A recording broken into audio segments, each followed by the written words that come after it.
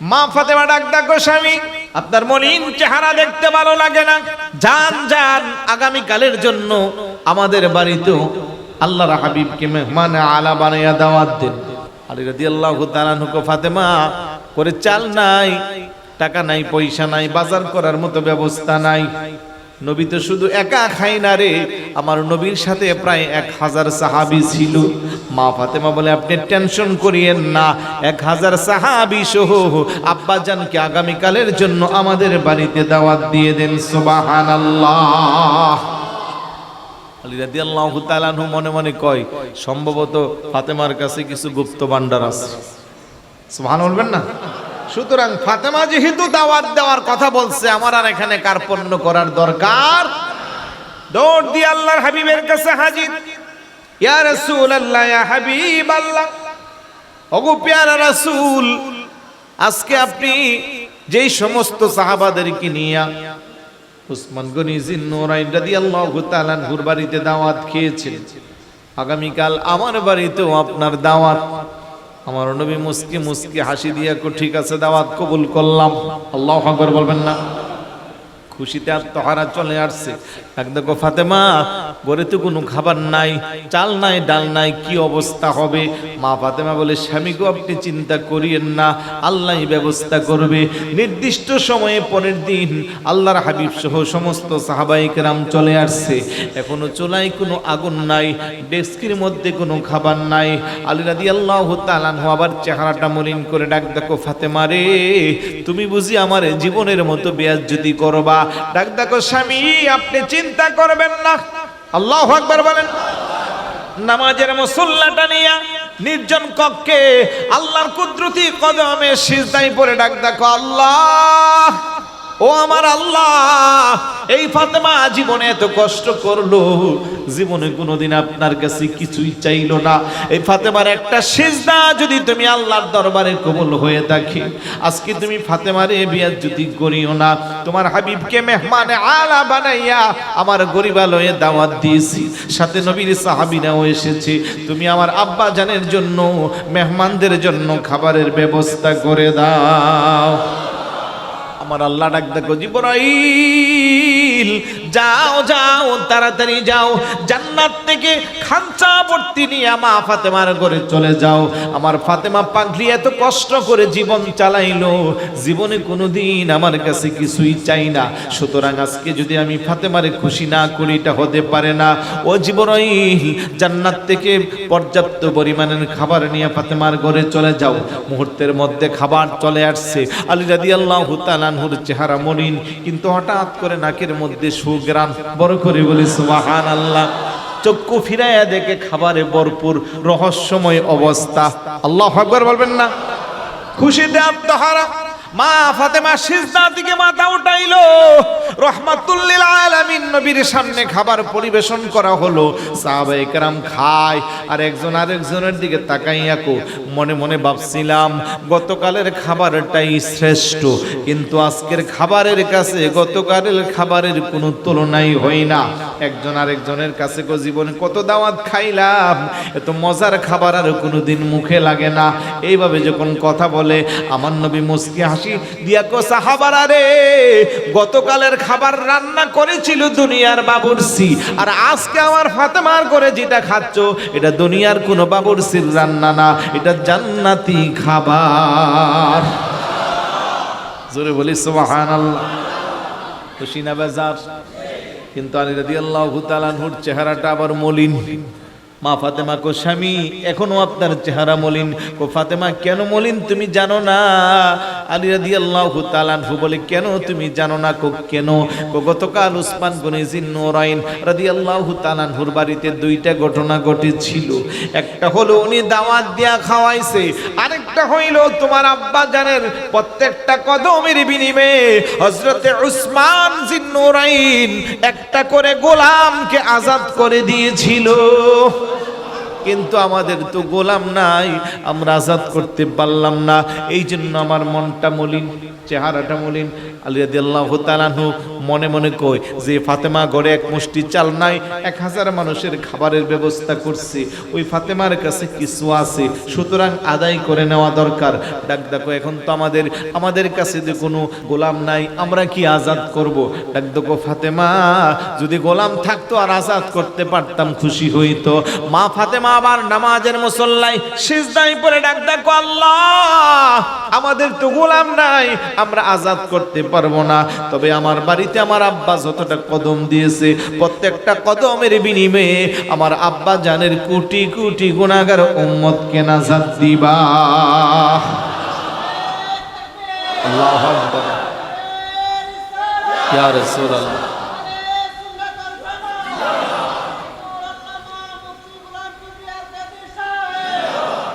শুরুতে হাদিস বলছিলাম, যারা মা ফাতেমাকে মহব্বত করবে, আল্লাহর নবীকেও তাদেরকে জাহান্নামী স্পর্শ করবে না। কথা কোন ঠিক কিনা? ওই মা ফাতেমা রাদিয়াল্লাহু তাআলা আনহুর মহব্বত আমাদের অন্তরে আছে না নাই? আমার ভাইরা বাবারা, মা ফাতেমাকে মহব্বত করা ফরজ। আল্লাহু আকবার বলবেন না? আল্লাহ বলেন, কুল্লা আসআলুকুম আলাইহি আজরান ইল্লাল মাওয়াদ্দাতা ফিল কুরবা। হাবিব আমার, দোস্ত আমার, গোটা পৃথিবীবাসী মানুষের জন্য আপনি জানিয়ে দেন, আপনি আপনার উম্মতদেরকে বলেন, লা আসআলুকুম আলাইহি আজরা, ও উম্মতেরা আমি তোমাদের কাছে কিছুই চাই না। কালেমার দাওয়াত দিতে যাই অনেক কষ্ট করেছি, উহুদের ময়দানে দন্দান মুবারক শহীদ হয়েছে, তাইফের ময়দানে বৃষ্টির মতো চতুর্দিক থেকে পাথরের আঘাতে সমস্ত শরীর মুবারকটা রক্তে রঞ্জিত হয়েছে। মক্কার মানুষ চলার রাস্তা দিয়ে হাঁটলে বিষাক্ত কাঁঠাগুলো রাস্তার মধ্যে বিঁধে দেওয়া হইতো, কাঁঠার আঘাতে আমার পা গুলো জোরে রক্তাক্ত হয়ে যেত। শুধু তাই না, আমি কুদরতি কদমে যখন সিজদায় যেতাম, মরা উটের নারী ভুঁড়িগুলো আমার পিঠের মধ্যে, পিঠ মুবারকের মধ্যে উঠিয়ে দেওয়া হইতো। উম্মতেরা, যে ইসলামের জন্য আমি এত কষ্ট করলাম, যেই কালেমার দাওয়াত দিতে যাই আমি এত কষ্ট করলাম, উহুদের ময়দানে দন্দার মুবারক শহীদ হয়েছে, তাইফের ময়দানে সমস্ত শরীর মুবারক রক্তে রঞ্জিত হয়েছে, এই সব কিছুর বিনিময়ে আমি তোমাদের কাছে কিছুই চাই না, ইল্লাল মাওয়াদ্দাতা ফিল কুরবা, আমি চাই একমাত্র আমার আহলে বাইতের মুহাব্বত। চিৎকার করে বলি সুবহানাল্লাহ। আয়াত শরীফ যখন নাজিল হয়ে গেল, সাহাবারা চিন্তায় পড়ে গেল, নবীর আহলে বায়াত কারা? তারা সবাই চিন্তায় পড়ে গেল। ওই দিক দিয়া রাইসুল মুফাসসিরিন সাইয়্যিদনা আব্দুল্লাহ ইবনে আব্বাস রাদিয়াল্লাহু তাআলা আনহু জিজ্ঞাসা করে, ইয়া রাসূলুল্লাহ, মান কারাবাতুকা হাউলা ইল্লাযিনা ওয়াজাবাত আলাইনা মাওয়াদ্দাতুহুম, আপনার আহলে বায়াত কারা গো নবীজি? কাদেরকে ভালোবাসা আমাদের উপরে ফরজ? আমার নবী কো ক্বালা আলীকুম ওয়া ফাতিমাতুন ওয়া ওয়ালাদাহুমা, ইয়ানি হাসান হুসাইন রাদিয়াল্লাহু তাআলা আনহুমা। চিৎকার করে বলি সুবহানাল্লাহ। আমার জন্য ইন্তেজামিয়া কমিটির পক্ষ থেকে অত্যন্ত গুরুত্ব সময় উপযোগী একটি বিষয় নির্ধারণ করা হয়েছে। মা ফাতেমা রাদিয়াল্লাহু তাআলা আনহার জীবনের আলোকে বর্তমান নারী সমাজের শিক্ষণীয় বিষয় সম্পর্কে আলোচনা। আমি চেষ্টা করব আমার ক্ষুদ্র জ্ঞানে এই বিষয়ে আলোকপাত করতে। আল্লাহ যেন কবুল করে। জোরে বলে আমিন। খাতুনে জান্নাত মা ফাতেমা রাদিয়াল্লাহু তাআলা আনহা, উনি দুনিয়ার কোনো সাধারণ মহিলাদের মতো মহিলা না। রাসূল পাক সাল্লাল্লাহু আলাইহি ওয়াসাল্লামের নিশ্চিত জীবন মোবারকের ফয়সালা, উনি জান্নাতের কোটি কোটি মহিলাদের সর্দারিনী। ওনার গুণ একদিক দিয়া না, উনি রাসূল পাকের কলিজার টুকরা, যার ব্যাপারে আল্লাহর হাবিব বলেন, ফাতিমাতু বিদআতুম মিন্নি, ফাতেমা আমার শরীরের একটা টুকরা। আল্লাহু আকবার বলবেন না? পেয়ারা রাসূল যাকে অনেক বেশি মহব্বত করতেন, ভালোবাসতেন। হাদিস শরীফে আসছে, আল্লাহর হাবিব যদি কোথাও সফর করতেন, সবার শেষে বাড়ি থেকে মা ফাতেমার কাছ থেকে বিদায় নিতেন, আর সফর শেষ করে এসে সবার আগে মা ফাতেমা রাদিয়াল্লাহু তাআলা আনহার সাথে সাক্ষাৎ করতেন। পেয়ারা রাসূল যখন আল্লাহর ডাকে সাড়া দেওয়ার সময় হয়ে গেল, ওই মুহূর্তে মা ফাতেমা বুঝতে পেরে ভীষণ কান্নাকাটি করলো, মন ভেঙে গেল। আল্লাহর হাবিব সাল্লাল্লাহু আলাইহি ওয়াসাল্লাম ডাক দানিয়া কি যেন কানে কানে বলল, মা ফাতেমা রাদিয়াল্লাহু তাআলা আনহা মুহূর্তের মধ্যে খুশি হয়ে গেল। কি বলেছিল যে মা তুমি কান্নাকাটি করিও না, আমি চলে যাওয়ার পরে পরকালে সবার আগে তোমার সাথেই আমার সাক্ষাৎ হবে। অপর দিক দিয়ে উনি মাওলায়ে কায়নাত শেরে খুদ আলী রাদিয়াল্লাহু তাআলা, যার ব্যাপারে আল্লাহর হাবিব বলেন আনা মদিনাতুল ইলমি ওয়া আলীকুন বাবুহা, আমি এই মদিনার ইলমের শহর আর এই শহরের দরজা হলো আমার আলী।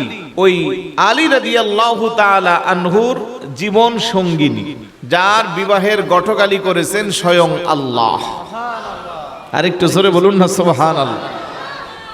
মা ফাতেমা রাদিয়াল্লাহু তাআলা আনহার বিবাহের প্রস্তাব আল্লাহ সুবহানাহু ওয়া তাআলা জিবরাইল আলাইহিস সালাতু সালামের মাধ্যমে আল্লাহর হাবিবের কাছে পৌঁছে দিয়েছেন। শুধু তাই না, উনি কাদের মা?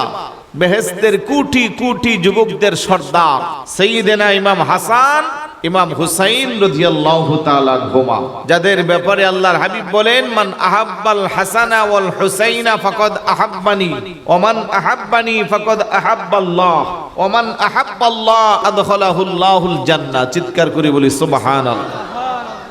যারা আমার হাসান আর হুসাইনকে ভালোবাসবে তারা যেন আমি রাসূলকে ভালোবাসবে, আমাকে যারা ভালোবাসবে তারা যেন আল্লাহকে ভালোবাসবে, আর যারা আল্লাহর ভালোবাসবে আল্লাহর ভালোবাসা পাইবে তাদের ঠিকানা জান্নাত। বড় করে বলি সুবহানাল্লাহ। ওই বেহেশতের কোটি কোটি যুবকদের সর্দার সাইয়্যিদানা ইমাম হাসান, ইমাম হুসাইন রাদিয়াল্লাহু তাআলা আনহুমার আম্মা জানের নাম হলো মা ফাতেমা। বড় করে বলি সুবহানাল্লাহ। পৃথিবীতে আরো অনেক নামি দামি মহিলা আছে, তাদের কথা এসেছে, যেমন আম্মাজান খাদিজাতুল কুবরা রাদিয়াল্লাহু তাআলা আনহা, আল্লাহর পয়গম্বর ঈসা আলাইহিস সালাতু সালামের মা হযরতে মারিয়াম আলাইহাস সালাম, ফিরআউনের স্ত্রী হযরতে আসিয়া, এইভাবে নামি দামি যারা আছে তাদের নিসবত এককভাবে। আর মা ফাতেমা রাদিয়াল্লাহু তাআলা আনহার তিন দিক দিয়ে অনেক বেশি মর্যাদাশীল আর নিজেই নিজের গুণে অনন্য। বড় করে বলি সুবহানাল্লাহ। এমন একজন মহিয়সী নারীর জীবনী থেকে আমাদের নারী সমাজের শিক্ষা নেওয়ার ব্যবস্থা আছে না নাই? তো এই বিষয়ে কথা বললে আপনাদের কোনো আপত্তি আছে নাকি? মা বোনদেরকে বলবো কাজকর্ম সেরে নীরবে ঘরের কিনারায় কিছু সময়ের জন্য কানটুকুন আমাদের মাইকের দিকে করে দেন। আল্লাহ যেন মা বোনদেরকেও ধৈর্য ধরে শোনার তৌফিক দান করে। এমন এক আম্মাজানের জীবনী আলোচনা করব। হযরতে আনাস ইবনে মালিক রাদিয়াল্লাহু তাআলা আনহু বলেন, প্যারা রাসূল সাল্লাল্লাহু আলাইহি ওয়াসাল্লাম ইরশাদ করেছেন, ইন্নামা সাম্মাইতু ইবনাতি ফাতিমাতা লিআন্নাল্লাহা ফাতামাহা ওয়া মুহিব্বিহা আনিন নার। চিৎকার করে বলি সুবহানাল্লাহ। যে আমি আমার কন্যার নাম রাখলাম ফাতেমা, কেননা আল্লাহ সুবহানাহু ওয়া তাআলা তাকে ও তার ভালোবাসা পোষণকারীকে দুজক থেকে মুক্ত করে দিয়েছেন। যারা মা ফাতেমা রাদিয়াল্লাহু তাআলা আনহাকে মোহাব্বত করবে, আল্লাহ সুবহানাহু ওয়া তাআলা তাদেরকে জাহান্নাম থেকে মুক্তি দিবে। অপর হাদিসে রাসূলুল্লাহ বলেন, ইন্না ফাতিমাতা আহসানাত ফারজাহা ফাহাররামাল্লাহু যুররিয়াতাহা আলান নার। আল্লাহু আকবার বলেন। ফাতেমা তার সতীত্ব রক্ষা করেছে ফলে আল্লাহ তাআলা তার বংশধরীকে দুজকের জন্য হারাম করে দিয়েছেন। আমার মাদেরকে বলবো, যেই ফাতেমা রাদিয়াল্লাহু তাআলা আনহার জীবনী আলোচনা করছি, উনি আমাদের সমাজের 2-4 জন মহিলা যাদের নাম ফাতেমা, ওই ফাতেমা উনি জান্নাতের কোটি কোটি মহিলাদের সর্দারিনী খাতুনে জান্নাত মা ফাতেমা রাদিয়াল্লাহু তাআলা আনহা। বড় করে বলি সুবহানাল্লাহ। আপনাদের মনোযোগ আকর্ষণ করুন।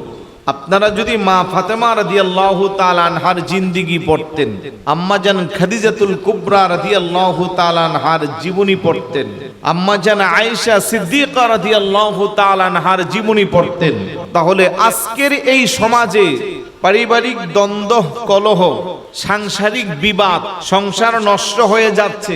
এক একজনের দাম্পত্য জীবন 5 বছর, 10 বছর, 15 বছর, 20 বছর, সংসারে 1টা, 2টা, 3টা, 4টা সন্তান, তারপরেও ছোট খাটো বিষয় নিয়ে সংসার ভেঙে যাচ্ছে।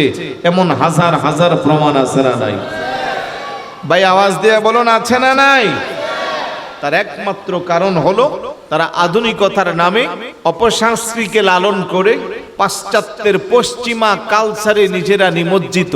তারা যদি মুসলমানের সন্তান হিসেবে খাতুনে জান্নাত মা ফাতেমা রাদিয়াল্লাহু তাআলা আনহার জীবন চরিত্রকে একবার তাদের বাস্তব জীবনে প্রয়োগ করত, প্রত্যেকটা মা বোন, আমাদের সমাজের প্রত্যেকটা মহিলা রাবিয়া বসরির মতো ওলিয়া হইতো। কথা বলেন ঠিক কি না?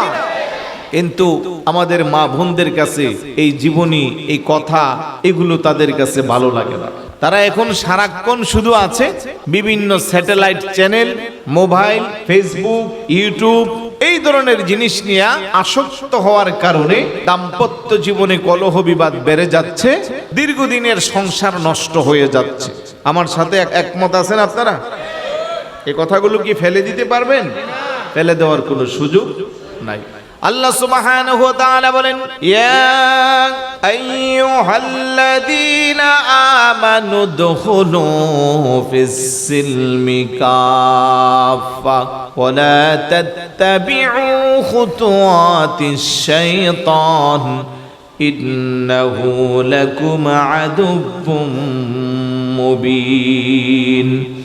ওহে ঈমানদারেরা, তোমরা যারা ঈমান এনেছো, উদখুলু ফিস সিলমি কাফা, পরিপূর্ণভাবে তোমরা ইসলামের মধ্যে প্রবেশ করো। ওয়ালা তাত্তাবিউ খুতুওয়াতিশ শাইতান, শয়তানের পথ অনুসরণ করিও না।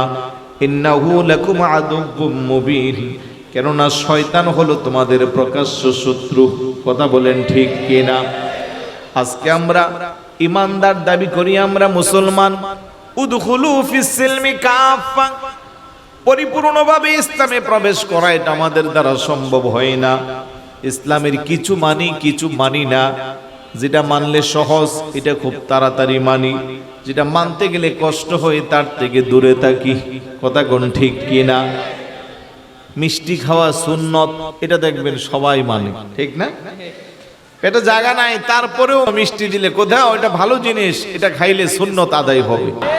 কিন্তু ইসলামের জন্য রক্ত দেওয়াও তো সুন্নত। কথা বলেন ঠিক কি না? রক্ত দেওয়ার ক্ষেত্রে নাই। এই জন্য আল্লাহকে কিছু মানবা, কিছু মানবা না, পরিপূর্ণ ঈমানদার হওয়া যাবে না। মা বোনদেরকে বলবো, আপনি যেটা সহজ এটা মানবেন, যেটা কঠিন এটা মানবেন না। আপনি পরিপূর্ণ ইসলামে প্রবেশ করতে পারবেন না। আপনি নামাজ পড়বেন সুবিধা মতো, রোজা রাখবেন সুবিধা মতো। নামাজ পড়া যেমন ফরজ, রোজা রাখা যেমন ফরজ, ঠিক একইভাবে মা বোনদের জন্য পর্দা করাও ফরজ। কথা কোন ঠিক কিনা? মা ফাতেমা রাদিয়াল্লাহু তাআলা আনহা কেমন ছিলেন? পরিবার পরিজন ছাড়া কেউ কোনোদিন ওনাকে দেখেন নাই, অথচ আল্লাহ সুবহানাহু ওয়া তাআলা ওনাকে এত বেশি সৌন্দর্য দান করেছিলেন। আল্লাহর হাবিবের হাদিস মোবারক থেকে প্রমাণ। আল্লাহর হাবিব বলতেন, তোমরা যদি দুনিয়ার মধ্যে জান্নাত দেখতা, তাহলে আমার ফাতেমার মধ্যে ওই জান্নাতের হুরদের চেহারার চেয়েও আরো বেশি সৌন্দর্য ফুটন্ত। সুবহানাল্লাহ।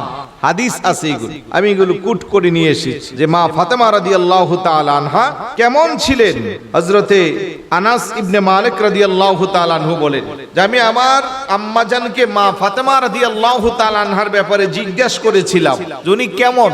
উনি জবাব দিয়েছেন, কানাত কাল কমারি লাইলাতাল বাদরি। বড় করে বলি সুবহানাল্লাহ।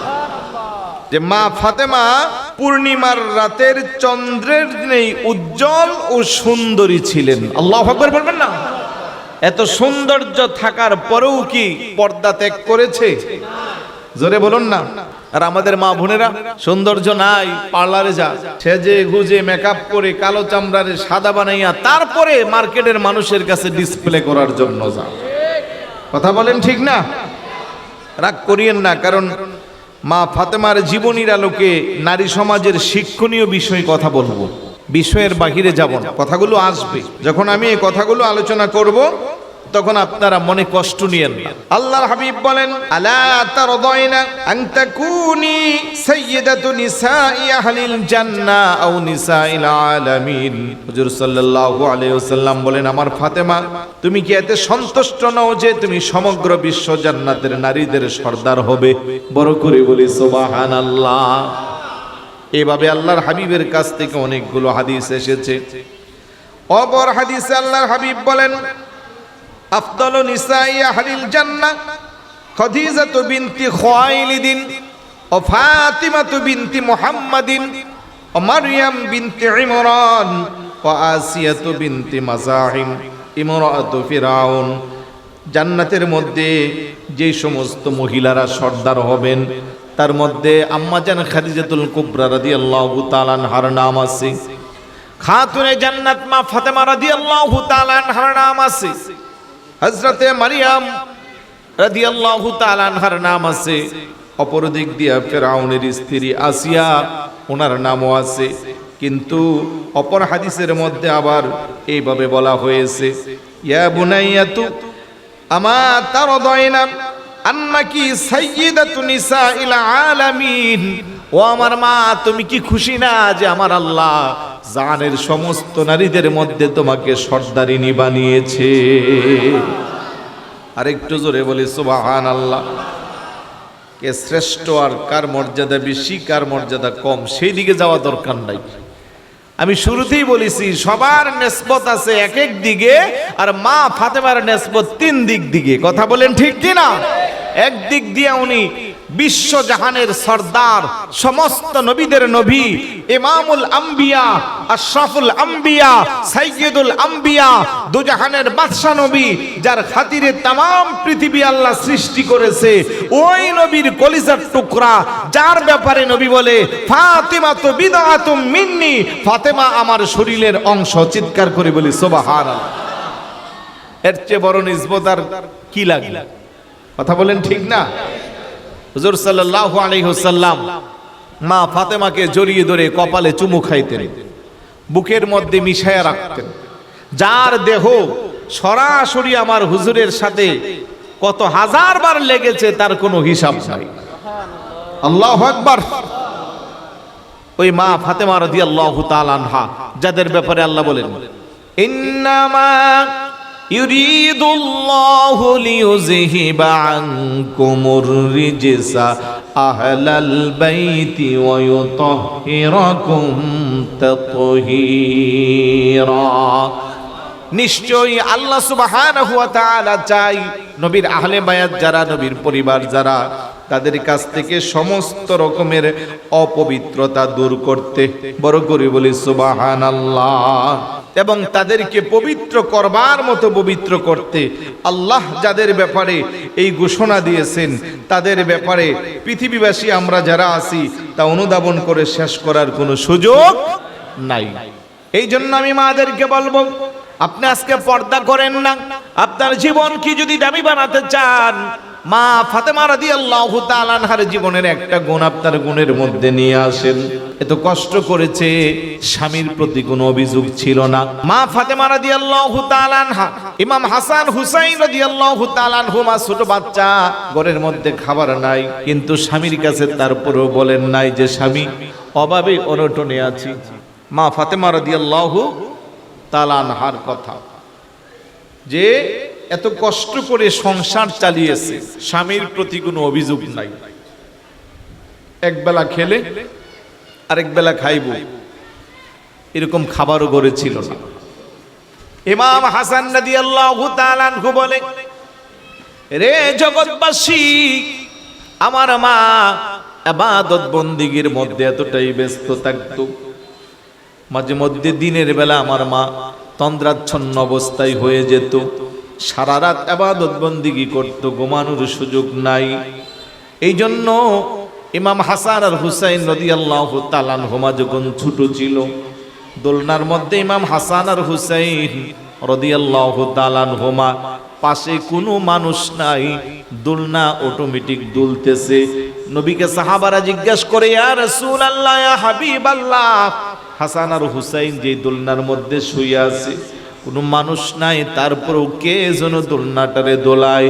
আমার নবী ডাক দেখো, আমার সাহাবারা, আমার কলিজার টুকরা ফাতেমা, সারা রাত ইবাদত বন্দিগির মধ্যে ব্যস্ত ছিল, এই জন্য এখন তন্দ্রাচ্ছন্ন অবস্থায় কোথাও বসে আছে।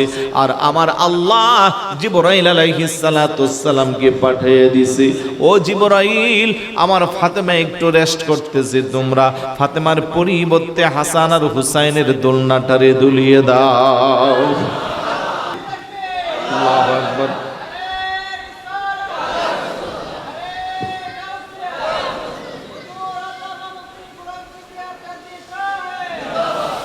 ইমাম হাসান রাদিয়াল্লাহু তাআলা আনহু বলে, রে জগৎবাসী, মাঝে মধ্যে সকালবেলা আমার আম্মা আফসোস করে বলতো, আল্লাহ, রাতটাকে যদি একটু লম্বা বানাইয়া দিতা, আমি ফাতেমা তোমার কুদরতি কদমে সিজদা একটা বেশি দিতে পারতাম। আল্লাহু আকবার বলবেন না? ও মুসলমান, এক কথার শিক্ষা নিলে তো আমাদের জীবন দামি।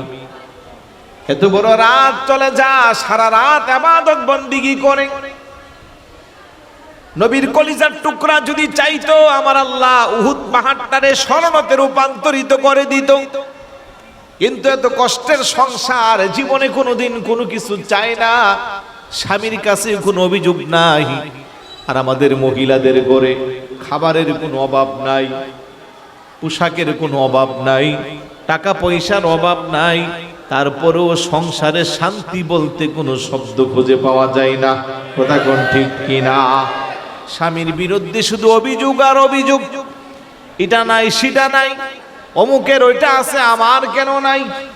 এই যে একটা কম্পেয়ারের প্রতিযোগিতা, স্বামী বেচারা বৈধ উপার্জন করে স্ত্রী সন্তানকে খুশি করতে পারে না, একটা সময় বাধ্য হইয়া অবৈধ ইনকামের মধ্যে ঢুকে যায়, তারপরেও শান্তি নাই, কারণ হারামে তো আরাম নাই। কথা কোন জোরে বলুন ঠিক কিনা?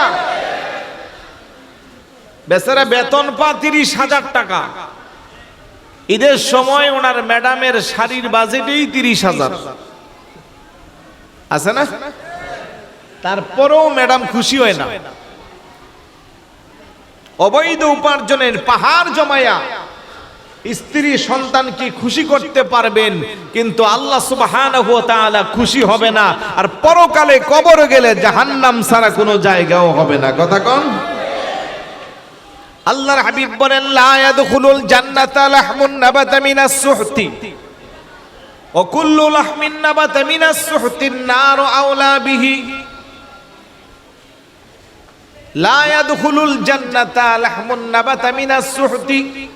অবৈধ উপার্জন করে আপনি সকালবেলা বাজার থেকে পোড়াইয়া বাজার আনবেন, সেগুলো আপনার স্ত্রী রান্না করবে। ওই খাবারগুলো খাওয়ার পরে শরীরের মধ্যে রক্ত সঞ্চয় হবে, রক্ত থেকে গোশতের টুকরা, সেখান থেকে আপনার শরীরটা মোটা তাজা। রাসূলুল্লাহকে খবরদার, সাবধান, তোমার এই মোটা তাজা শরীর কোনোদিন আল্লাহর জান্নাতে প্রবেশ করবে না। এই মোটা তাজা শরীরের জন্য অধিক উপযুক্ত স্থান হইল জাহান্নামের আগুন। বিল্লাহ।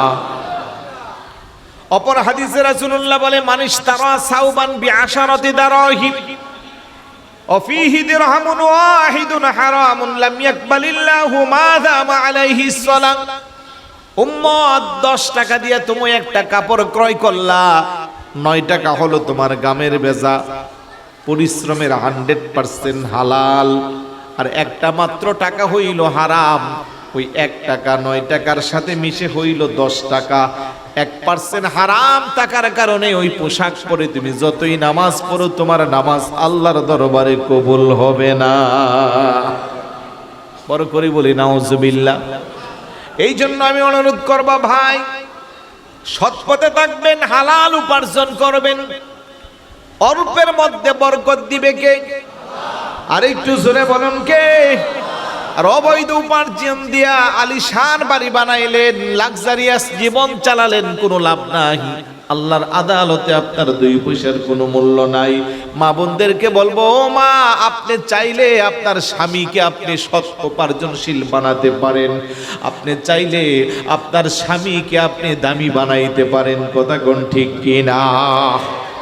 মা ফাতেমা রাদিয়াল্লাহু তাআলা আনহা অসুস্থ, জ্বর উঠছে। হঠাৎ করে স্বামীরে বলতেছে, আমার জন্য যদি একটা আনার ফল আনতেন। সুবহানাল্লাহ বলবেন না? আমাদেরকে বলবো একটু খেয়াল করেন, মা বোনদেরকে বলবো একটু খেয়াল করেন, মা ফাতেমার জীবন চরিত্র থেকে শিক্ষা নেন। আমি মাদেরকে অনেক সম্মান করি, with due respect from my heart, because আমরা সবাই মায়ের সন্তান। কথা বলেন ঠিক কি না? আমরা সবাই কি ওই মাকে অবশ্যই সম্মান দিতে হবে। মা ফাতেমা বলে, স্বামী একটা আনার ফল নিয়ে আসেন। আলী রাদিয়াল্লাহু তাআলা অনেক কষ্ট করে একটা আনার ফল ক্রয় করে আসতেছে। রাস্তার মধ্যে একটা পথিক ভিক্ষুক সেজে বলতেছে, আমার অনেক দিনের শখ, আমি যদি একটু আনার ফল খাইতে পারতাম। সুবহান বলবেন না?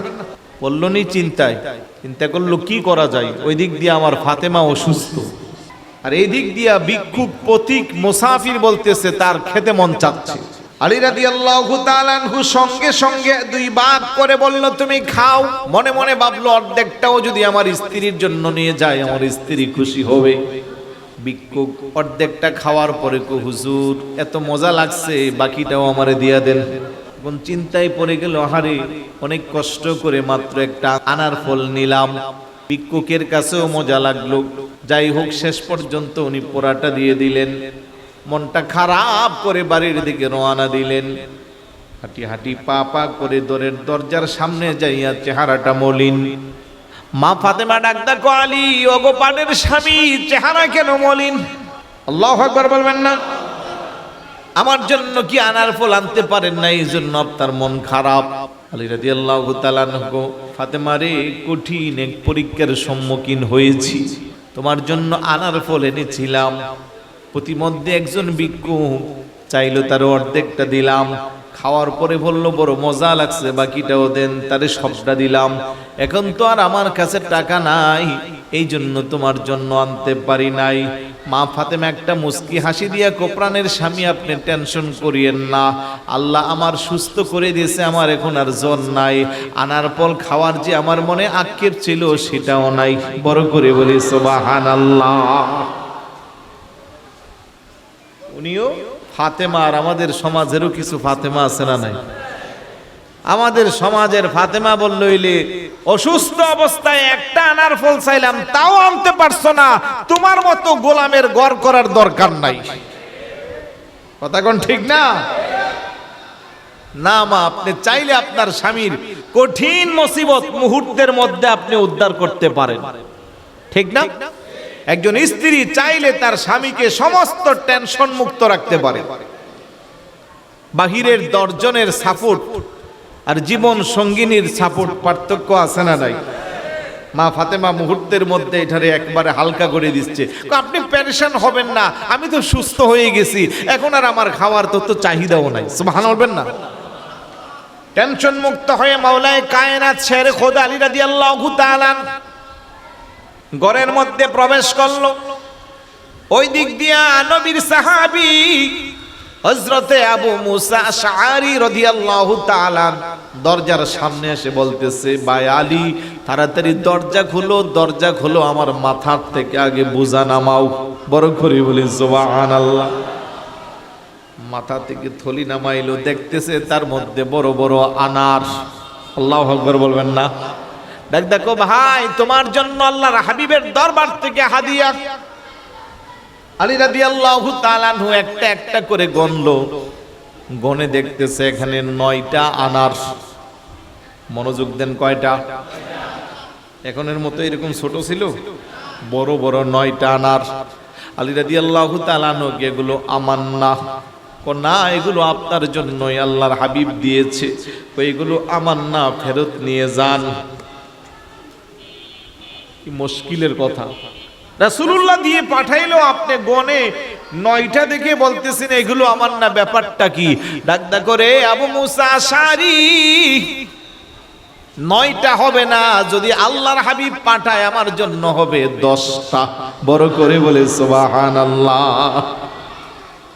আবু মুসা আশআরী রাদিয়াল্লাহু তাআলা আনহু একটা আস্তে করে থইলা থেকে বেল করছে, আলী 10টাই দিছে, রহস্যটা কি জানার জন্য আমি একটা লুকায়া রাখছি। আল্লাহ বলেন, মান জাআ বিল হাসানাতি ফালাহু আশরু আমসালিহা। আল্লাহর পথে যে 1 টাকা ব্যয় করবে আমার আল্লাহ তারে দিবে 10 টাকা। বড় করে বলি সুবহানাল্লাহ। পুরায়াতে আল্লাহ কো মাসালুল্লাযীনা ইউনফিকুনা আমওয়ালাহুম ফি সাবিলিল্লাহ কামাসালি হাববাতিন আমবাতাত সাবআ সানাবিলা ফি কুল্লি সুম্বুলাতিন মিআতু হাব্বা ওয়াল্লাহু ইদাইফু লিমান ইয়াশা ওয়াল্লাহু ওয়াসিউন আলিম। আল্লাহু ইদাইফু লিমান ইয়াশা। বড় করে বলি সুবহানাল্লাহ। আল্লাহর পথে যদি কেউ 1 টাকা ব্যয় করে আমার আল্লাহ তার 10 থেকে 700 গুণ পর্যন্ত বৃদ্ধি করতে পারে। শুধু তাই না, আল্লাহ চাইলে আরো বেশি বাড়াইয়া দিতে পারে। সুবহানাল্লাহ। তাহলে বোঝা গেল প্রতিমধ্যে যে আলী রাদিয়াল্লাহু তাআলা আনহুর কাছ থেকে ভিক্ষুক সে যে আনার ফল খেয়েছে, এটা কি দুনিয়ার ভিক্ষুক নাকি? জোরে বলুন, এটা দুনিয়ার ভিক্ষুক? এটা ফেরেশতা পরীক্ষা নিতে আসছে আমাদের কাছে। এই পরীক্ষার জন্য আসলে ভিক্ষুকরে তো কিলাইয়া গুছাইয়া দূরে সরাবো না, যে পরিবারের জন্য মাত্র 1 পিস আনলাম আর তুমি আসছো এখানে ভাগ বসাইতে। কিন্তু কেমন শিক্ষা আমাদেরকে দিয়ে গেল, আর মা ফাতেমাও কেমন শিক্ষা। আল্লাহু আকবার বলবেন না? স্বামীরে বলে আমি সুস্থ হয়ে গেছি, মনে কষ্ট নিয়েন না, চিন্তা করিয়েন না। আমার মাদেরকে বলবো, মা কিছু কিছু পুরুষ মানুষ বাহিরে তার সম্মান, ইজ্জত, মর্যাদা সব ঠিকঠাক, কিন্তু যেই মাত্র ঘরের ভিতরে ঢুকবে মোটামুটি দুনিয়ার হালকা আযাব শুরু হয়ে যায়। আছে না নাই? মনে কিছু কষ্ট নেবেন না, আমার কাছে এগুলো অনেকে জানতে আসে। মোবাইলে অনেকে বলে, জুমার পরে অনেকে বলে হুজুর 2 মিনিট কথা আছে, তখন এগুলো বলে যে আমি দাম্পত্য জীবনের কলহ বিবাদে এতটাই কষ্টে আছি, আত্মহত্যা করা যদি মহাপাপ না হইতো আমি যে কোনো সময় আত্মহত্যা করতাম। অলরেডি অনেকে আত্মহত্যার পথ বেছেও নেই। নাউজুবিল্লাহ বলবেন না? পুরুষ মহিলা সবাইকে বলবো আত্মহত্যা মহাপাপ। এই সিদ্ধান্ত যেন শয়তান কখনো মনে প্রবল করতে না পারে, সেই জন্য আমাদেরকে সোচ্চার থাকতে হবে। কথা বলেন ঠিক না? কারণ যদি আপনি এই পথ বেছে নিলেন, দুনিয়াও বরবাদ, আখিরাতও এই পথে যাওয়া যাবে না।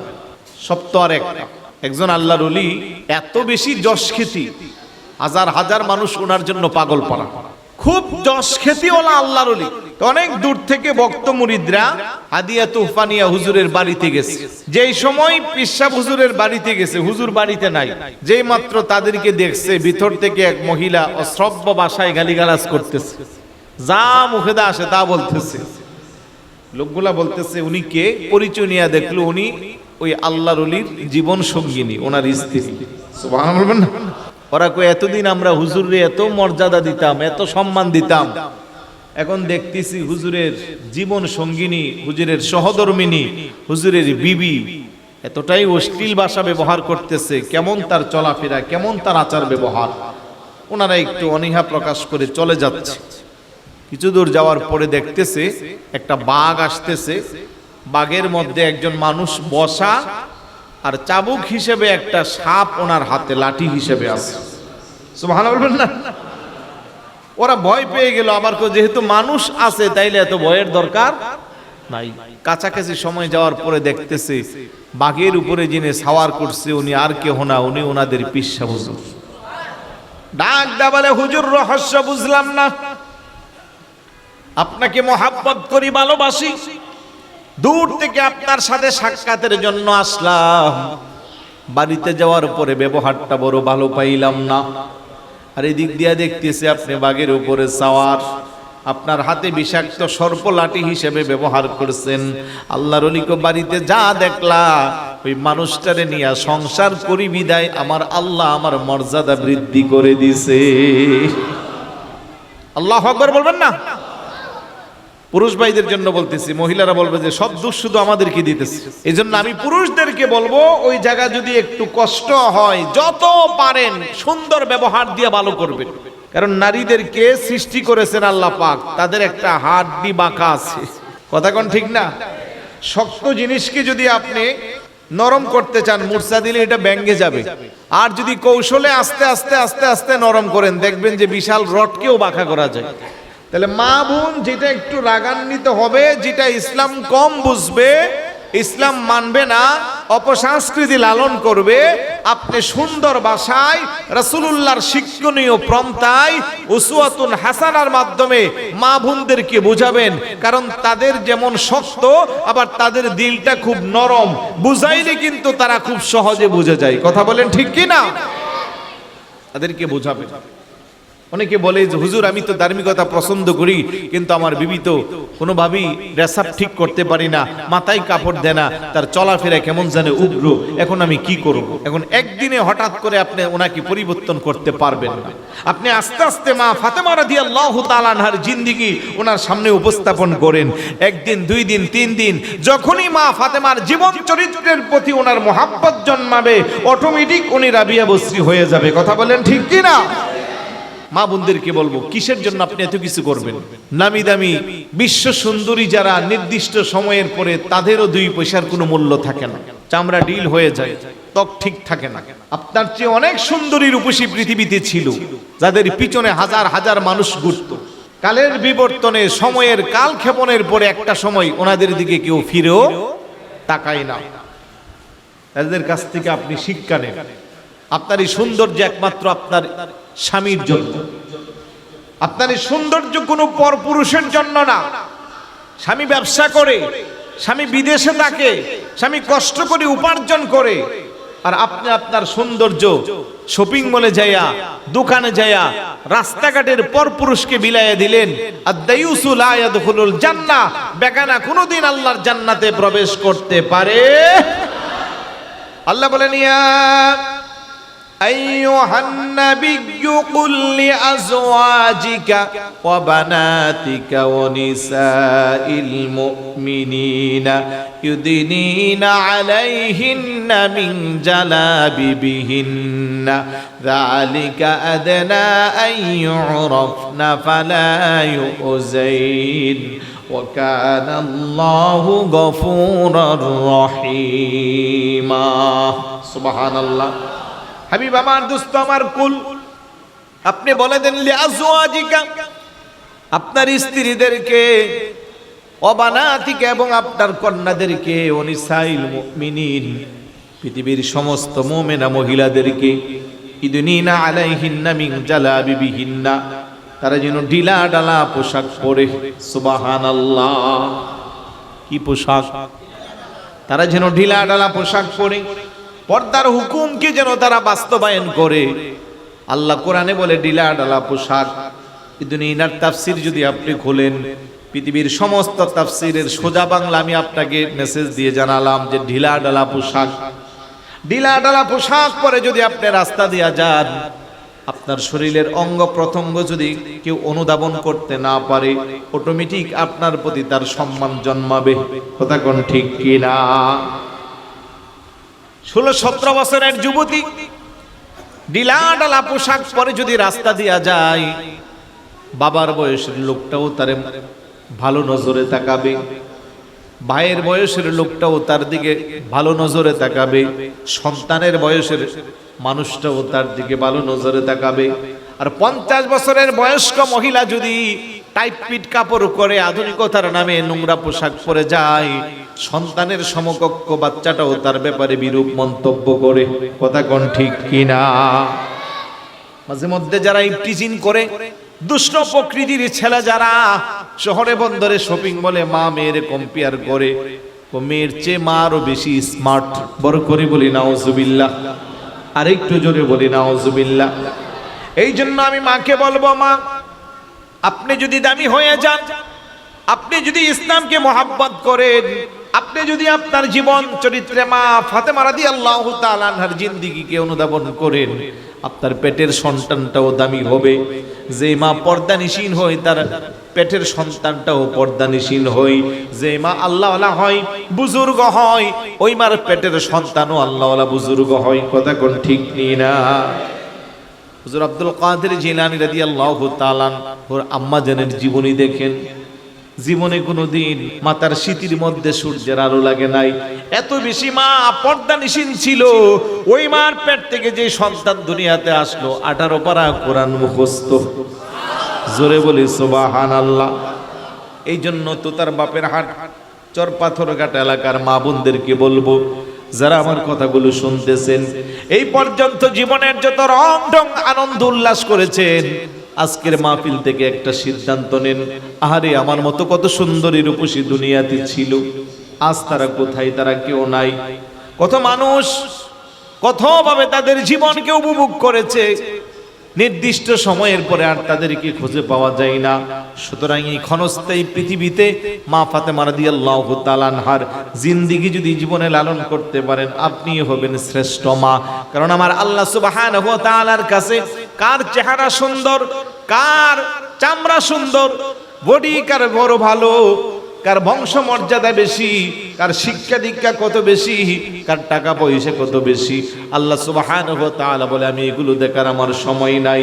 আল্লাহ বলে ইন্না আকরামাকুম ইনদাল্লাহি আতকাকুম, যার তাকওয়া যত বেশি তার মর্যাদা আমার আল্লাহর কাছে তত বেশি। সুবহানাল্লাহ।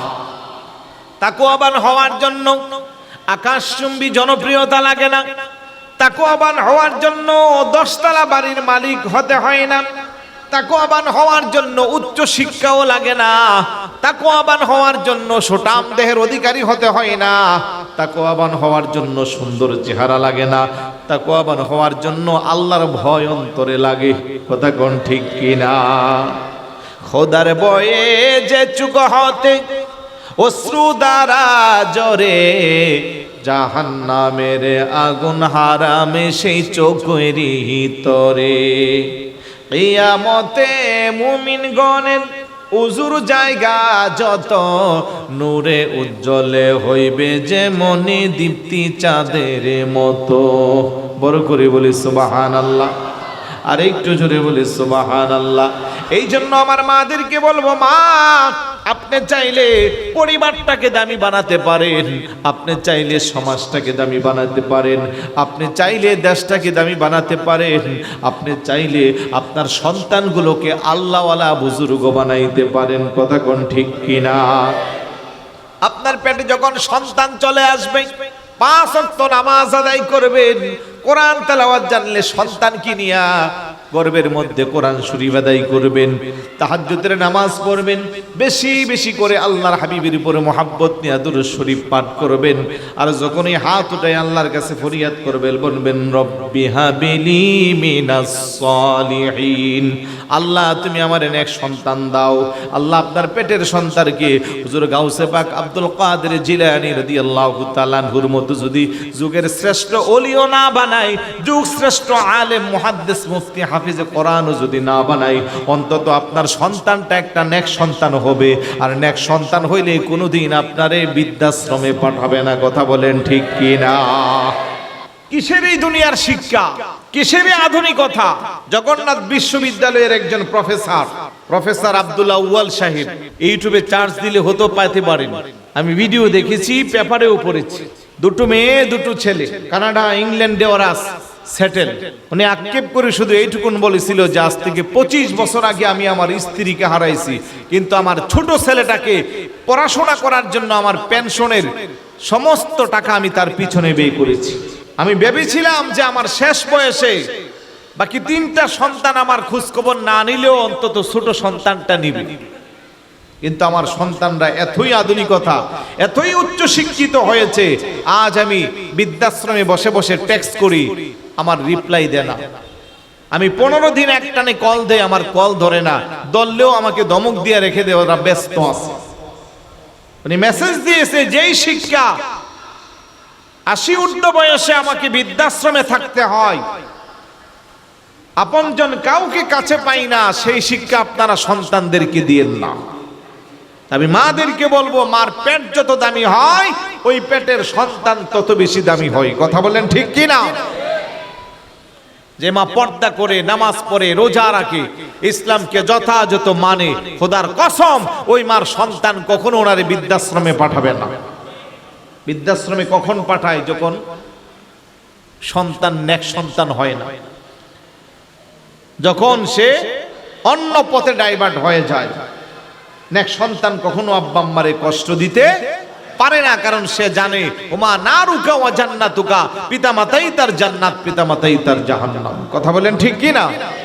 এই জন্য মাদেরকে বলবো, আপনি দামি হলে সমাজটা দামি হবে, আপনি দামি হলে পরিবারটা দামি হবে। এই তো একজন বলেছিল যে আমাকে একটা শিক্ষিত মা দাও, আমি তোমাকে একটা শিক্ষিত জাতি দিব। শিক্ষিত মানে এটা শুধু শিক্ষিত না, এটা হবে সুশিক্ষিত। কথা বলেন ঠিক কি না? আমরা তো জানি education is the backbone of a nation, শিক্ষাই জাতির মেরুদণ্ড। না, আরেকটা সংজ্ঞাও আছে, education is the harmonious development of body, mind and soul. যেই শিক্ষা তোমার আত্মা, তোমার বডি, তোমার সব কিছুকে পরিবর্তন করে, এটা হলো সুশিক্ষা। আর কাগজ কলমের শিক্ষা দিয়া, সার্টিফিকেট নিয়ে উচ্চ পদস্থ বসলেই তাকে শিক্ষা বলা যায় না। বহু উচ্চ পদস্থ কর্মকর্তা আছে, বহু ক্যাডার আছে, বহু শিক্ষিত আছে যাদের আচরণ পশুর চেয়ে নিকৃষ্ট। কথা বলেন ঠিক কি না? এই জন্য আপনি সন্তানকে সুশিক্ষা দিতে হবে, আর এই আহলে বায়াতের আলোচনা থেকে সেই শিক্ষা পাবেন। আল্লাহর হাবিব বলেন, আদিবু আওলাদাকুম আলা সালাসি খিসালিন, তোমরা তোমাদের সন্তানগুলোকে তিনটা বিষয়ে শিষ্টাচার শিক্ষা দাও। তিনটা বিষয়ে যদি শিষ্টাচার শিক্ষা দাও, সন্তান কোনোদিন তোমাদের অবাধ্য হবে না, সন্তান কোনোদিন তোমাদেরকে বৃদ্ধাশ্রমে পাঠাবে না, ওই সন্তান কোনোদিন মদের বোতল আর গাজার বোতল নিয়ে হাঁটবে না। বড় করে বলি নাউজুবিল্লাহ। এক নম্বরে হুব্বি নবীকুম, নবীর মুহাব্বত।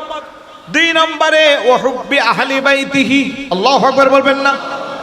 নবীর আহলে বাইতের মুহাব্বত। তিন নম্বরে ওয়া আলা কিরাআতিল কুরআন, কোরআনের শিক্ষা, কোরআনের তেলাওয়াত। আল্লাহু আকবার। রহমতে আলমে নবী নূরে মুজাসসাম, রহমতে আলমে নবী, সাহাবীরা আতরে বানায় ওই নবীজির গাম মোবারক, সাহাবীরা আতরে বানায় ওই নবীজির গাম। মারহাবা বলবেন না?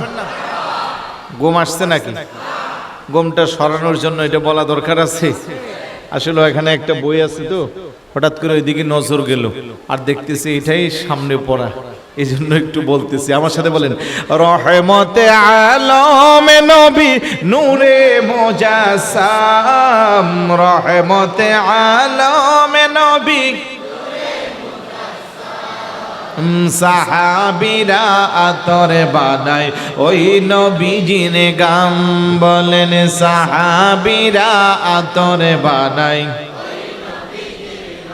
শুনো মানো জানো কেমন আমার নবীজি, যাহার পাগল চন্দ্রের সুরে যতারো কারাজি, যাহার পাগলে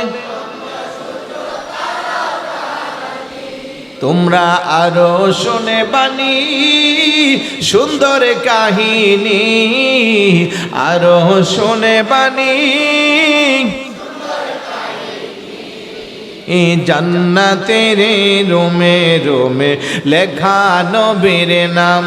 বলেন, রহমতে আলমে নবী, সাহাবীরা আতরে বানায় ওই নবীজির গাম।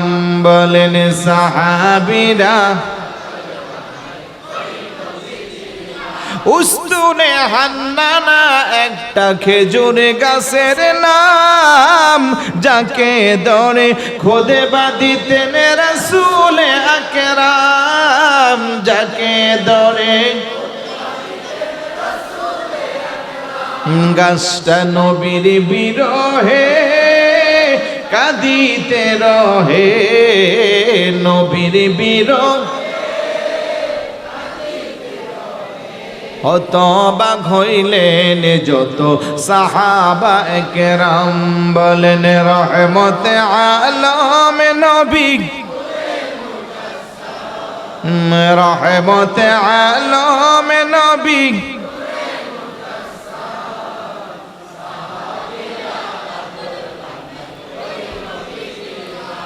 হায় হায় সাহাবীরা আতর বানাই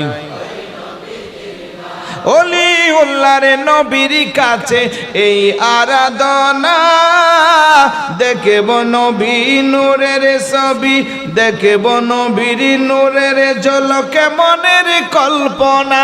সুবহানাল্লাহ বলবেন না? এই গজলটা লিখেছেন আমাদের আল্লামা ওলিউল্লাহ আশিকি আল কাদেরী মাদ্দাজিল্লুহুল আলী। উনি অনেক নাতে রাসূল লিখছেন যেগুলো আমাদের বাচ্চাদের মুখে মুখে, আলহামদুলিল্লাহ বলবেন না, আমরা হৃদয়ে এগুলো টাচ করি, যত শুনি ততই শুনতে মনে চায়। তো উনি প্রত্যেক গজলের শেষে উনি আবার ওনার মনের ভাবটাও প্রকাশ করছেন।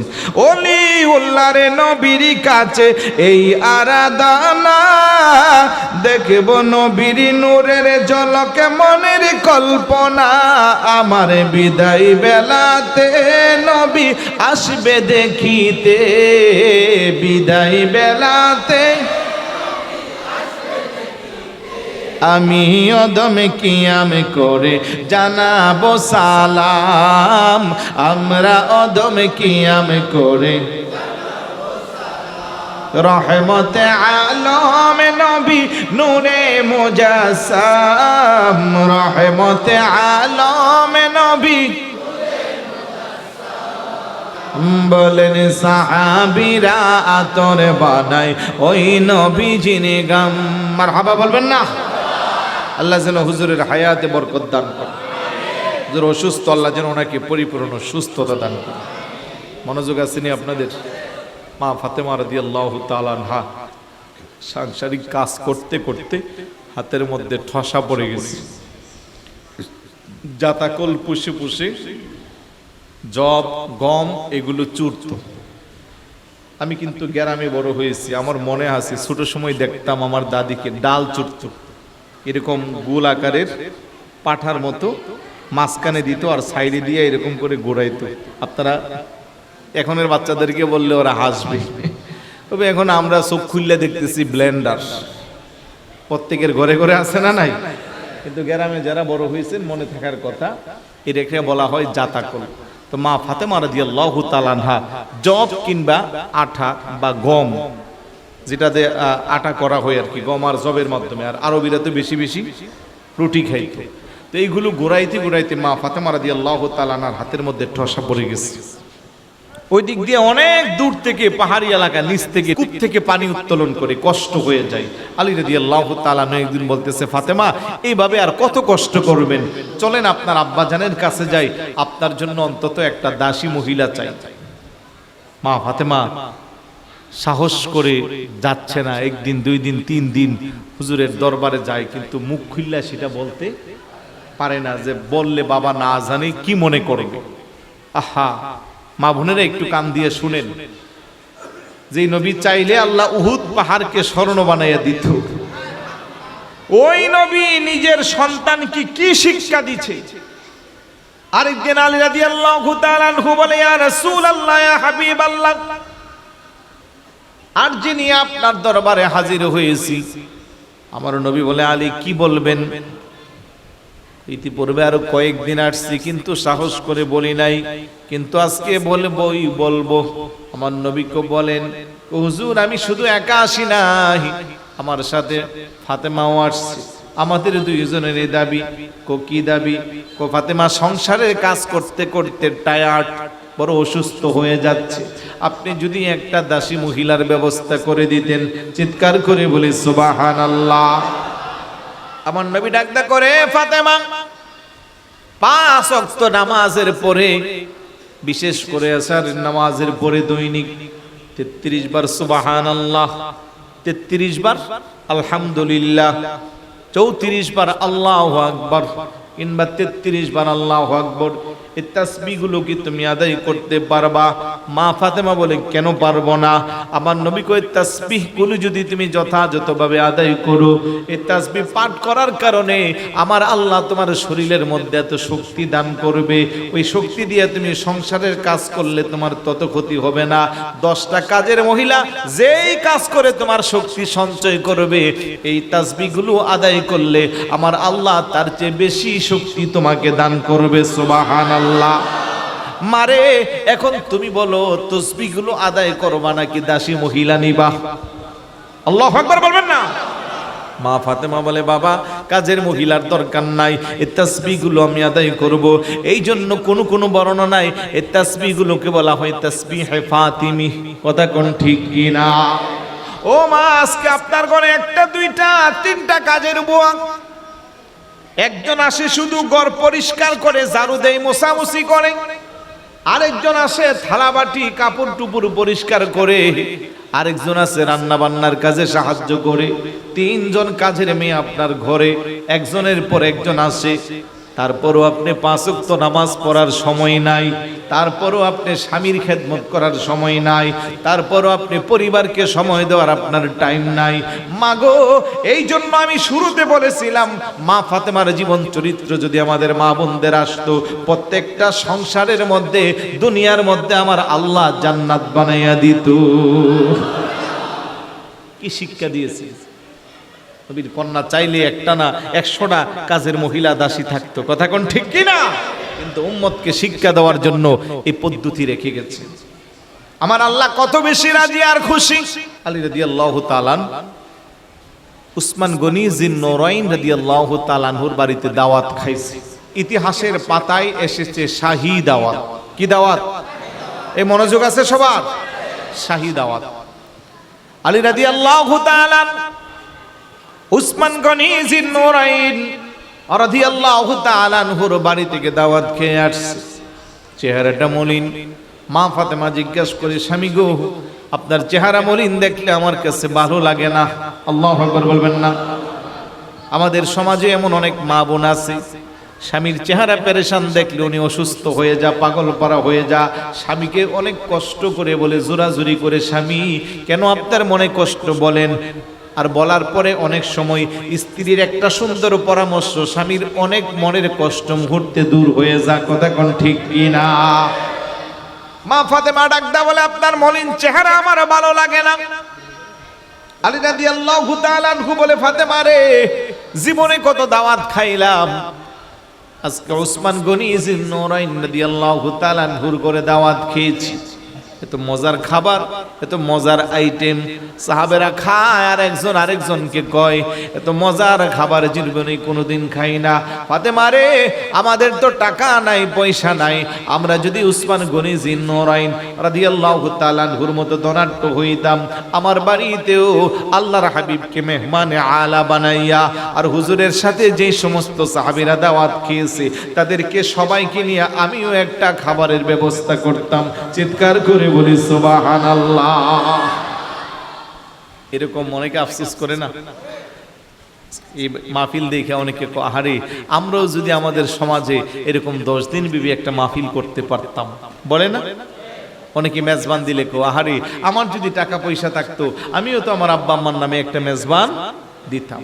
আলী রাদিয়াল্লাহু তাআলা আনহু মনটা খারাপ করে, ফাতেমা এই জন্য আমার মনটা খারাপ। আল্লাহু আকবার বলবেন না? উসমান গনি, গনি মানে ধনী, সাহাবাদের মধ্যে উনি অনেক পয়সাওয়ালা, অনেক ধনী, কিন্তু আলী রাদিয়াল্লাহু তাআলা সেই ক্ষেত্রে একেবারেই দুর্বল।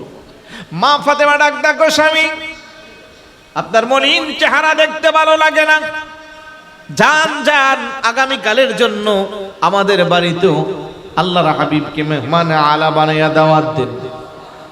আলী রাদিয়াল্লাহু তাআলা আনহু, ফাতেমা করে চাল নাই, টাকা নাই, পয়সা নাই, বাজার করার মতো ব্যবস্থা নাই। নবী তো শুধু একা খাই না রে, আমার নবীর সাথে প্রায় 1000 সাহাবী ছিল। মা ফাতেমা বলে, আপনি টেনশন করিয়েন না, 1000 সাহাবী সহ আব্বাজানকে আগামীকালের জন্য আমাদের বাড়িতে দাওয়াত দিয়ে দেন। সুবহানাল্লাহ। আলী রাদিয়াল্লাহু তাআলা আনহু মনে মনে কয়, সম্ভবত ফাতেমার কাছে কিছু গুপ্ত ভান্ডার আছে। সুবহানাল্লাহ বলবেন না? সুতরাং ফাতেমা যেহেতু দাওয়াত দেওয়ার কথা বলছে, আমার আর এখানে কার্পণ্য করার দরকার। দৌড় দিয়ে আল্লাহর হাবিবের কাছে হাজির।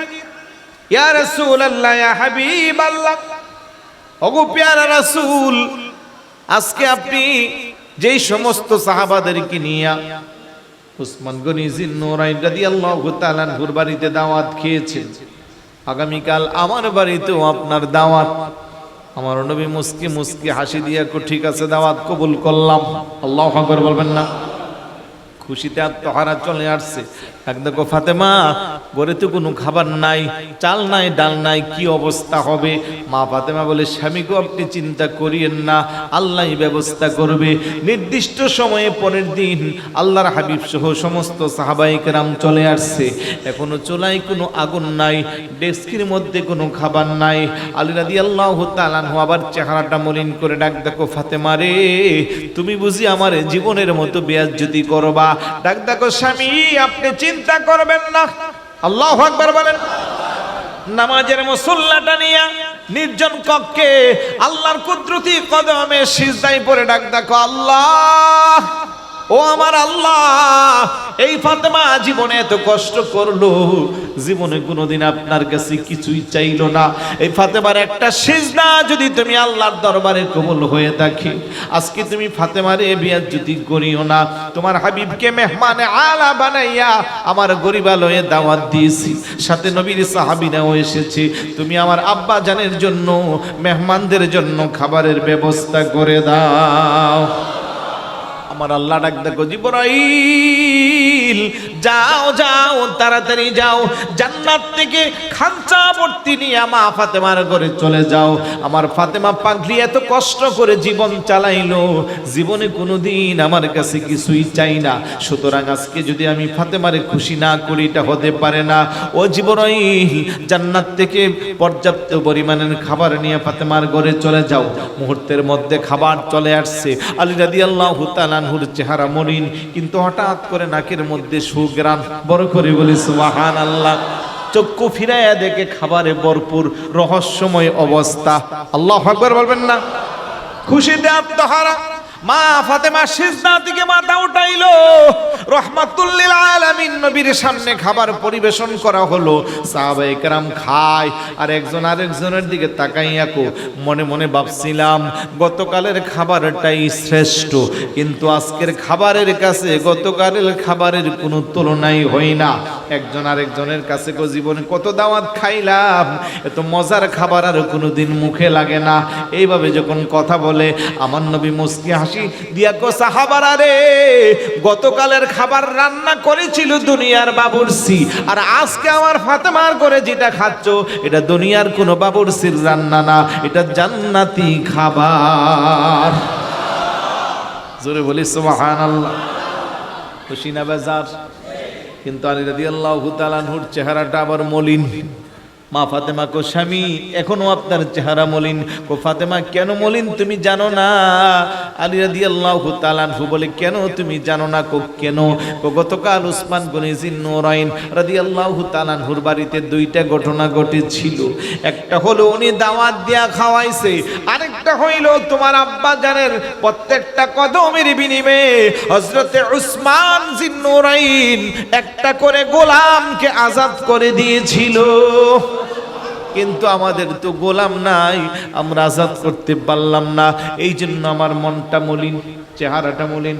আলী রাদিয়াল্লাহু তাআলা আনহু মনে মনে কয় যে ফাতেমা ঘরে এক মুষ্টি চাল নাই, 1000 মানুষের খাবারের ব্যবস্থা করছে, ওই ফাতেমার কাছে কিছু আছে, সুতরাং আদায় করে নেওয়া দরকার। ডাক দেখো, এখন তো আমাদের কাছে যে কোনো গোলাম নাই, আমরা কি আজাদ করব? ডাক দেখো, ফাতেমা যদি গোলাম থাকতো আর আজাদ করতে পারতাম, খুশি হইতো। মা ফাতেমা আবার নামাজের মুসল্লায় সিজদায় পড়ে ডাক দেখো, আল্লাহ, আমাদের তো গোলাম নাই, আমরা আজাদ করতে পারবো না, তবে আমার বাড়িতে আমার আব্বা যতটা কদম দিয়েছে, প্রত্যেকটা কদমের বিনিময়ে আমার আব্বা জানের কোটি কোটি গুনাহগার উম্মতকে নাজাত দিবা। আল্লাহু আকবার, ইয়া রাসূলুল্লাহ।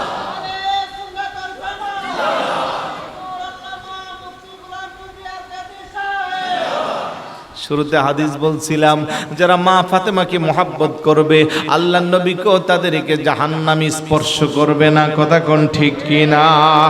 ওই মা ফাতেমা রাদিয়াল্লাহু তাআলা আনহুর মহব্বত আমাদের অন্তরে আছে না নাই? আমার ভাইরা বাবারা, মা ফাতেমাকে মহব্বত করা ফরজ। আল্লাহু আকবার বলবেন না? আল্লাহ বলেন, কুল্লা আসআলুকুম আলাইহি আলাইহি আজরান ইল্লাল মাওয়াদ্দাতা ফিল কুরবা। হাবিব আমার, দোস্ত আমার, গোটা পৃথিবীবাসী মানুষের জন্য আপনি জানিয়ে দেন, আপনি আপনার উম্মতদেরকে বলেন, লা আসআলুকুম আলাইহি আজরা, ও উম্মতেরা আমি তোমাদের কাছে কিছুই চাই না।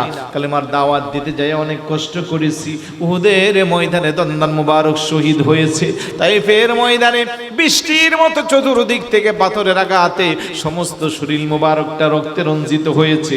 মক্কার মানুষ চলার রাস্তা দিয়ে হাঁটলে বিষাক্ত কাঁঠাগুলো রাস্তার মধ্যে বিঁধে দেওয়া হইতো, কাঁঠার আঘাতে আমার পা গুলো জোরে রক্তাক্ত হয়ে যেত। শুধু তাই না, আমি কুদরতি কদমে যখন সিজদায় যেতাম, মরা উটের নারী ভুঁড়িগুলো আমার পিঠের মধ্যে, পিঠ মুবারকের মধ্যে উঠিয়ে দেওয়া হইতো। উম্মতেরা, যে ইসলামের জন্য আমি এত কষ্ট করলাম, যেই কালেমার দাওয়াত দিতে যাই আমি এত কষ্ট করলাম, উহুদের ময়দানে দন্দার মুবারক শহীদ হয়েছে, তাইফের ময়দানে সমস্ত শরীর মুবারক রক্তে রঞ্জিত হয়েছে, এই সব কিছুর বিনিময়ে আমি তোমাদের কাছে কিছুই চাই না, ইল্লাল মাওয়াদ্দাতা ফিল কুরবা, আমি চাই একমাত্র আমার আহলে বাইতের মুহাব্বত। চিৎকার করে বলে সুবহানাল্লাহ। আয়াত শরীফ যখন নাজিল হয়ে গেল, সাহাবারা চিন্তায় পড়ে গেল, নবীর আহলে বায়াত কারা? তারা সবাই চিন্তায় পড়ে গেল। ওই দিক দিয়া রাইসুল মুফাসসিরিন সাইয়্যিদনা আব্দুল্লাহ ইবনে আব্বাস রাদিয়াল্লাহু তাআলা আনহু জিজ্ঞেস করে, ইয়া রাসূলুল্লাহ, মান কারাবাতুকা হাউলা ইল্লাযীনা ওয়াজাবাত আলাইনা মাওয়াদ্দাতুহুম, আপনার আহলে বায়াত কারা গো নবীজি? কাদেরকে ভালোবাসা আমাদের উপরে ফরজ? আমার নবী কো ক্বালা আলীকুন ওয়া ফাতিমাতুন ওয়া ওয়ালাদাহুমা, ইয়ানি হাসান হুসাইন রাদিয়াল্লাহু তাআলা আনহুমা। চিৎকার করে বলি সুবহানাল্লাহ। আমার নবী বলে, মাসালু আহলি বাইতি কামাসালু সাফিনাতি নূহ, মান রাকিবা ফিহা নাজা ওয়া মান তাখাল্লাফা আনহা গরাকা। আমার আহলে বায়াত হলো নূহ আলাইহিস সালাতু ওয়াস সালামের সেই কিস্তির মতো। সেদিন নূহ নবীর কিস্তির মধ্যে যারা আরোহণ করেছিল তারা নাজাত পেয়েছিল, যারা আরোহণ করে নাই তারা ধ্বংস হয়েছিল। ঠিক একইভাবে আমার উম্মতের যেই সমস্ত উম্মতেরা আমার আহলে বায়াতকে আঁকড়ে ধরবে, তাদের পথে মতে থাকবে, তাদেরকে মহব্বত করবে, তারা নাজাত প্রাপ্ত হবে। আর যারা আহলে বায়াত বিদ্বেষী হবে তারা ধ্বংস হবে, তাদের ঠিকানা হবে জাহান্নাম। কথা কোন ঠিক কিনা? তাহলে মা ফাতেমা রাদিয়াল্লাহু তাআলা আনহার জীবন চরিত্র আমাদের বাস্তব জীবনে আনা দরকার আছে না নাই? আমাদের মা বোনদের জীবনে আনা দরকার আছে না নাই?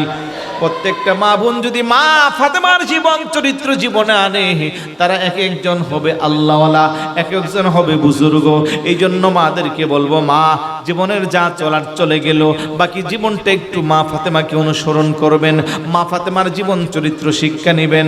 মা ফাতেমার কাছে ভিক্ষুক আসছে ভিক্ষা নেওয়ার জন্য।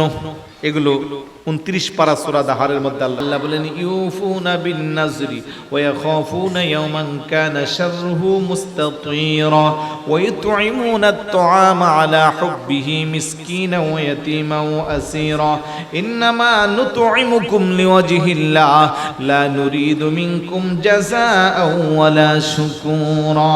চিৎকার করে বলি সুবহানাল্লাহ।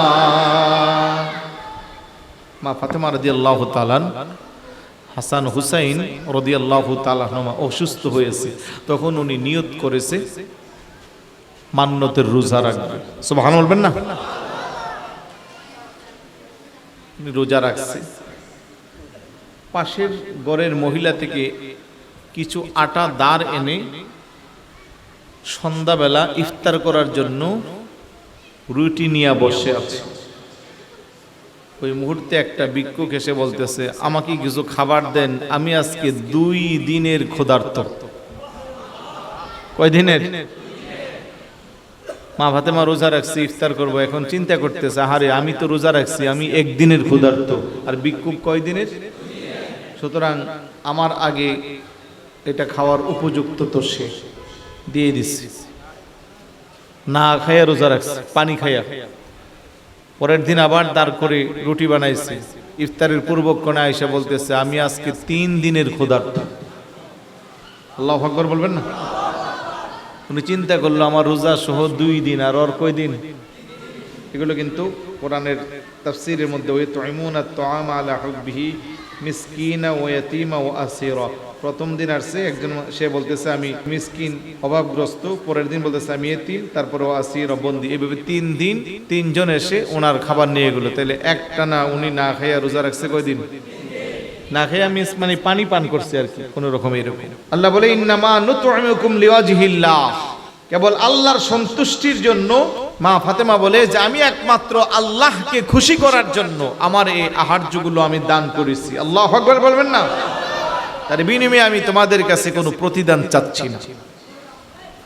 ধৈর্য কাহাকে বলে? আমরা রমজান মাসে মাঝে মধ্যে এমন কিছু অঘটনা ঘটে, মুসল্লি রাখো শয়তান না হুজুররা ওয়াজ করে শিকল দিয়া তালা লাগাইছে, তাইলে এইগুলা কেমনে করতেছে?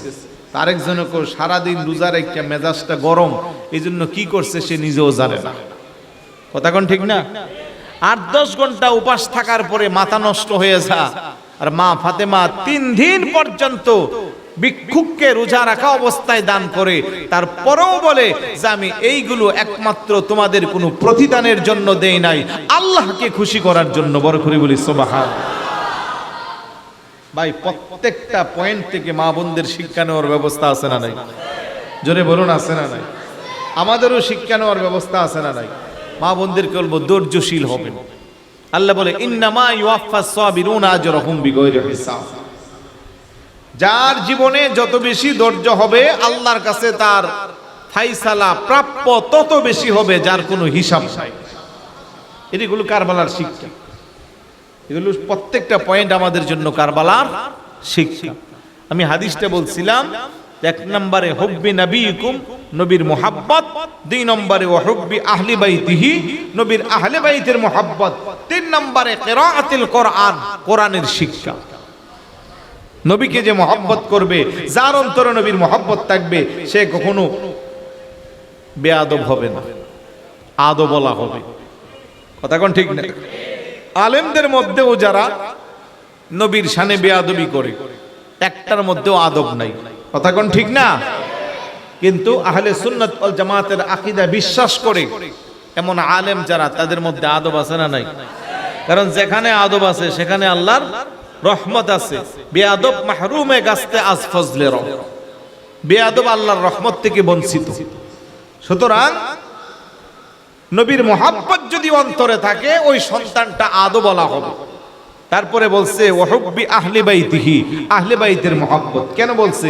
নবীর আহলে বাইতের প্রত্যেকটা সদস্যের বাস্তব জীবনের চরিত্র যদি আমরা নারী পুরুষ প্রত্যেকে আমাদের বাস্তব জীবনে প্রয়োগ করি, আমাদের দাম বাড়বে না কমবে? মর্যাদা বাড়বে না কমবে? কত বেশি বাড়বে আমরা কল্পনাও করতে পারি। 3 নম্বরে ওয়ালা কিরাআতুল কোরআন, সন্তানকে কোরআন শিক্ষা দিবে। সন্তান যদি কোরআন জানে, নামাজ জানে, ইসলামের প্রাথমিক জ্ঞানও জানে, অন্তত 5 ওয়াক্ত নামাজ আদায় করলে নামাজের পরে আব্বা আম্মার জন্য দোয়া করবে, রব্বির হামহুমা কামা রব্বায়ানি। আর যদি নামাজ না পড়ে দোয়া করব? শুক্রবার আসলে অনেক সন্তান আছে শহর থেকে গ্রামে চলে আসে। কেন? মসজিদের পাশে আমার আব্বার কবর আছে, উদ্দেশ্য আব্বার কবরটা জিয়ারত করব, বাড়ির মসজিদে নামাজ পড়ব, এলাকার মুরব্বীদের সাথে সাক্ষাৎ করব। আছে না নাই? অনেক আছে এরকম। কোরআন তেলাওয়াত জানলে সে কোরআন শরীফ পড়ে যখন হাত উঠায় দোয়া করবে, মনের অজান্তে তার আব্বার কথা জবান দিয়া চলে আসবে, আম্মার কথা জবান দিয়া চলে আসবে। আর আপনি দুনিয়ার লেখাপড়া শেষ করিয়া লন্ডন আমেরিকা থেকে অক্সফোর্ড ক্যামব্রিজ থেকে ডক্টরেট করে আনবে, সূরা ফাতিহা জানে না, নামাজ জানে না, রোজা জানে না, ওই সন্তান কাল কিয়ামতের ময়দানে আল্লাহর আদালতে আপনার বিরুদ্ধে নালিশ দিবে। আমার আব্বা 5 তলা বাড়ির মালিক বানাইছে, কোটি টাকার সম্পদ দিয়েছে, কিন্তু নামাজ রোজা আমারে শিখাই নাই। তাহলে খবরদার, ধর্মীয় শিক্ষা দেওয়া দরকার আছে না নাই? কোরআনের শিক্ষা দেওয়া দরকার আছে না নাই? আল্লাহ যেন কবুল করে বলুন আমিন।